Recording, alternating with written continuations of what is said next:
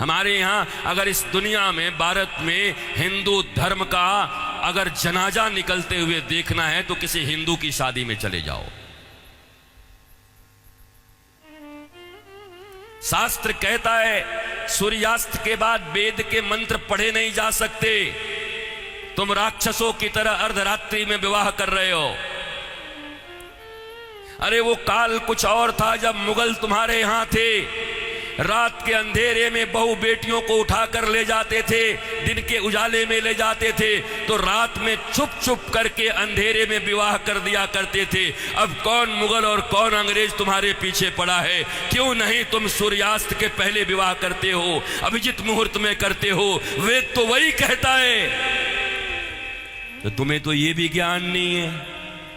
हिंदू धर्म का डंका लेके घूमते चल रहे हो, डंका पीट रहे हो हिंदू धर्म का। तुम्हारे विवाह में देवताओं का कितना अपमान होता है। अरे विवाह में दो प्रकार के कार्ड बनाओ। विवाह एक संस्कार है, विवाह एक यज्ञ है। अरे भैया, खाने पीने खिलाने वाले के लिए एक दिन रिसेप्शन जो करते हो कर दिया करना, पर विवाह में बड़े लिमिटेड लोगों को बुलाया करो। अपने अपने परिवार, वो भी जो सनातन संस्कृति को मानते हैं, पवित्र रहते हैं। विवाह संस्कार में देवता आते हैं तुम्हारे द्वारा किए गए यज्ञ के भाग को लेने के लिए। अरे नाक पोंछते हुए, कान खुजाते हुए, पता नहीं क्या क्या करते हुए अगर तुम किसी को भोजन दो तो तुम्हारा बच्चा भोजन नहीं करता।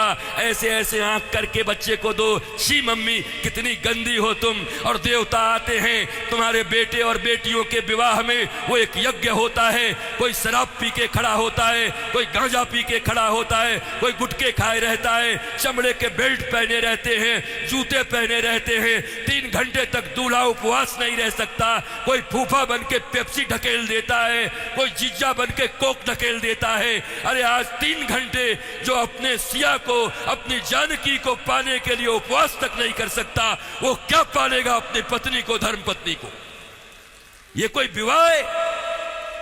ये कोई सनातन संस्कृति है? और इसी को तुम विवाह कहते हो। विवाह यज्ञ है, यज्ञ है। इसलिए हमारे यहां तलाक और डिवोर्स का कोई सिस्टम नहीं है।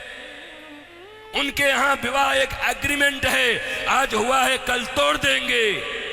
पर सनातन संस्कृति धर्म पत्नी और पति स्वामी, इस प्रकार की एक संरचना है। विष्णु और लक्ष्मी बताया जाता उनको। तुम कौन से विवाह कर रहे हो? अंग्रेजों के पिट्ठुओं, अंग्रेजों के गुलाम बड़े बन गए हो। भारत के पैसे खा करके उन पैसों से भारत को ये दिखा रहे हो अंग्रेजों और पाश्चात्य संस्कृति की तरह विवाह करके साधारण भारतीयों के मन में लोभ उत्पन्न कर रहे हो।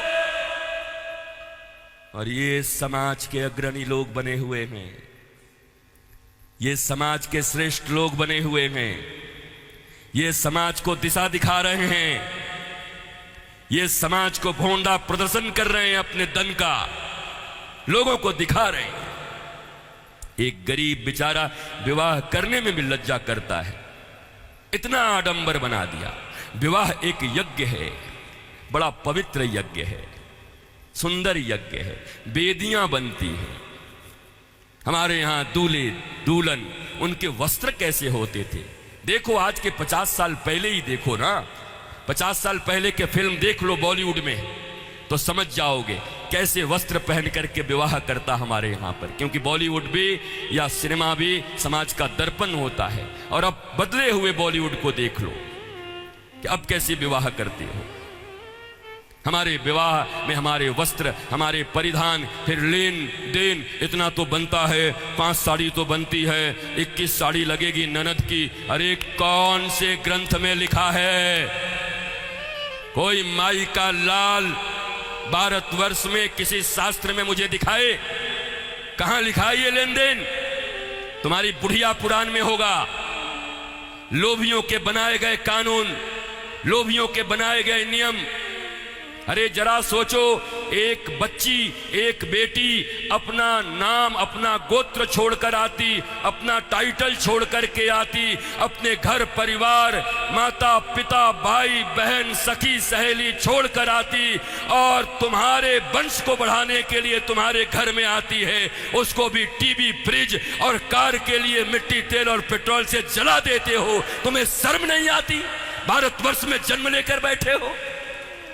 तुम्हारी बाजुओं और भुजाओं में अगर शक्ति है तो अपने पैसे से कार खरीद लो, अपने पैसे से फ्रिज खरीद लो, क्योंकि छोटी छोटी बच्चियों के पिता तो बचपन से उसके लिए खिलौना खरीदते रहते हैं। जब छोटी रहती है 5 रुपए का, थोड़ी बड़ी हो जाती है थोड़ा और बड़ा, थोड़ी बड़ी हो गई साइकिल खरीद लिया, थोड़ी बड़ी हो गई स्कूटी खरीद दिया, और बड़ी हो गई अच्छे घर के हैं कार खरीद दिया 5 लाख का, और एक दिन फिर जा करके 5 करोड़ में एक गुड्डा खरीद के ला के दे दिया। तो खरीदे हुए सामान की जो इज्जत होती है वही दूल्हे की भी इज्जत होती है। दूल्हा बिकता है, बोलो खरीदोगे?